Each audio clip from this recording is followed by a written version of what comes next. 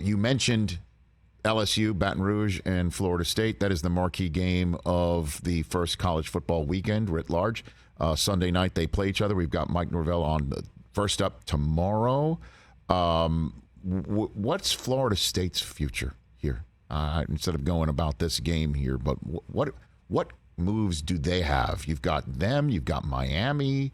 You've got some serious power sitting there in the ACC. There's Clemson. What are they thinking as everything is restructuring? I'm sure they would love to be in the SEC. For a long time, it was like, hey, Florida is not going to want, FSU there. I think they want to keep that advantage to themselves. But obviously, Texas A&M probably would have had similar feelings about Texas coming into the SEC.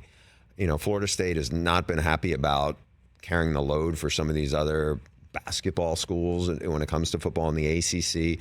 They all agreed to this grant of rights deal that was a massive pact essentially with ESPN and the ACC, and it still runs for like more than another dozen years. Can they get out of it? I mean, there's a lot of, depending on which lawyers you talk to, about, will there be some kind of sovereign immunity clause that they can, wiggle its way out of it for Florida State? I don't know the answer to that. I know this. Mike Norvell has done a really terrific job turning around a program that had backslid towards the end of Jimbo Fisher's tenure. They were horrible in the offensive line. I think those guys have really built it up and gradually built it up to the point where this team has a legit chance to make the playoff.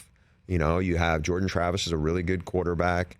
They added transfer portal guys. Last year they got Johnny Wilson, who's like a tight end size guy who was playing in the Pac-12, who had a big year last year. They added Keon Coleman from Michigan State. They added a terrific tight end from South Carolina. They've added a bunch of really good players on the defense.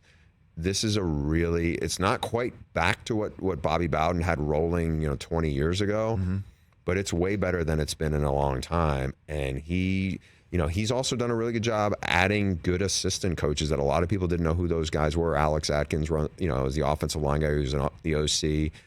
Adam Fuller's the defensive coordinator. I mean, these are, he's from Sacred Heart. As a Northeast guy, you probably heard of that. It's like these are not big school guys who I think have come in and really come together and done a really good job there in Tallahassee. Catch the Rich Eisen Show every single day on the Roku channel, 12 to 3 Eastern, for free.